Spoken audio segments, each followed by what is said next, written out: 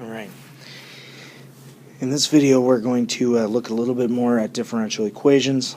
Here it says the function is differentiable for all real numbers. The point 3 1/4 is on the graph, and the slope at each point is given by that equation.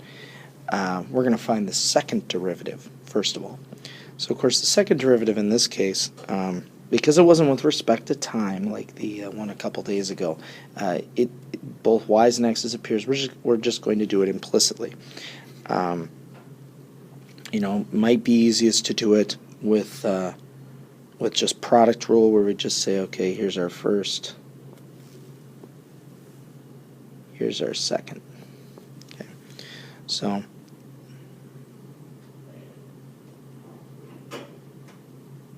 first multiplied by derivative of the second plus second multiplied by derivative of the first.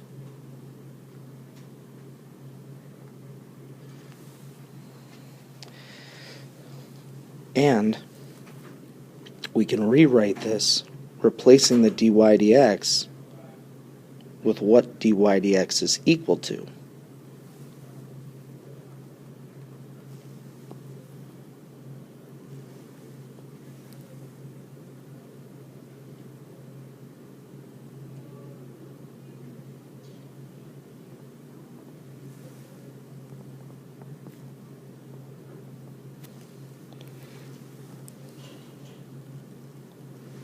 Create myself a little more room there, maybe. Okay. So now, again, just notice I just did product rule, but I had a dy dx, so I just replaced that in the end with what dy dx was equal to. So now it says, plug in the point 3, 4. So let's do that. Or 3 1/4, sorry. So let's do that. We're going to have 1/4, so 1/16 multiplied by -2 plus 0. Well, that doesn't really matter. Everything else doesn't really matter there because it's all multiplied. So the answer is just -1/8. Now, I just asked you to do that, but it's important here to kind of reflect on what all that means. Of course, we know it's concave down. Okay. If this happened to be a critical point, which I guess it is, because plugging in 3 up here makes the derivative 0. So what this tells me is we have a critical point, the derivative 0, and while the derivative 0, it's concave down, so 3, 1/4 represents a maximum in the original equation. So using the second derivative here and using the second derivative test is really useful. This is the best time to use it, is with implicit derivatives and functions. Okay, next, it says find the differential equation.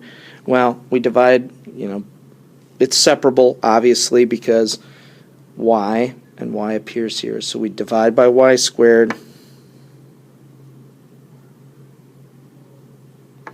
We'd multiply by dx. Okay. We integrate both sides. Right side is easy. 6x minus x squared plus c. Okay. Be careful, it's not natural log of y squared. Be careful of that. Okay. We think y to the -2nd, so this becomes -1/y. Okay, we could rewrite this then as positive 1/y equals 6x squared. I'm sorry.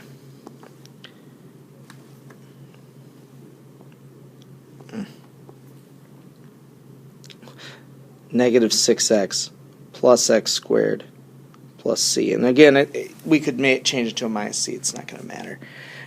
Then, because it's 1/y, we could make it y equals 1/-6x plus x squared plus c.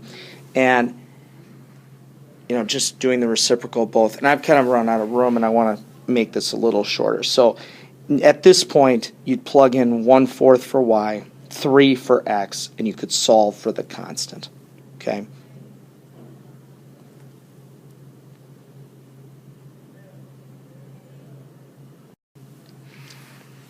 Okay?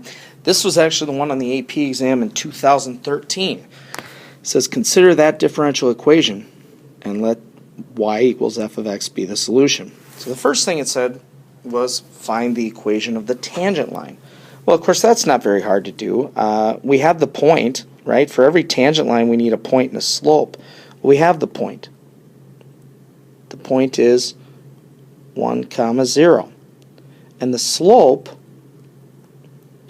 well, we get by just plugging that in, plugging the point into the derivative. Well, e to the 0 is 1. 3 times 1 squared is 3 minus 6. So this is 1 multiplied by negative 3. The slope is negative 3. So my tangent line is negative 3, x minus the x coordinate plus the y coordinate. And that said, well, okay, use that. Use that. Do some linearization. Plug in 1.2. Well, 1.2 minus 1 is 0.2. Negative 3 times 0.2 is negative 0.6. Okay, so some nice stuff in here. Tangent lines, we always need a point and a slope. That's easy enough, as long as we know what the derivative is for, and a little linearization. Next, we had to find the particular solution. That just means find the y equals equation. Again, notice there's a y up here, there's a y over here. It has to be separable. So you think through this, I'm going to divide by e to the y. I'm going to multiply by dx. So I'm going to have 1 over e to the y dy equals 3x squared minus 6x dx. Like that. Right here, I'm going to erase this 1 over e to the y, and I'm going to write it as e to the negative y, like that. Same thing. Biggest mistake people made was thinking it was natural log. It's not.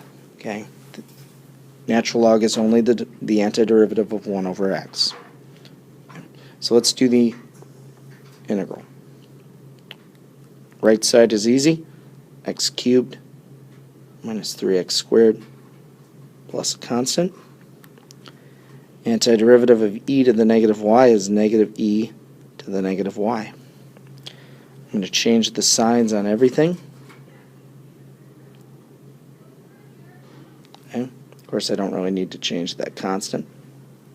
I'm going to take the natural log of both sides because I want to get just y equals. So of negative y equals the natural log of negative x cubed plus 3x squared plus a constant. And again, I want y, so I'm going to make this positive. Change that to negative.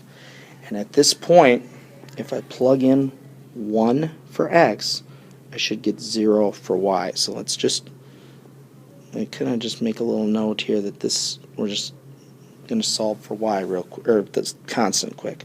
So 0 equals negative natural log of 1 plus 3 plus a constant.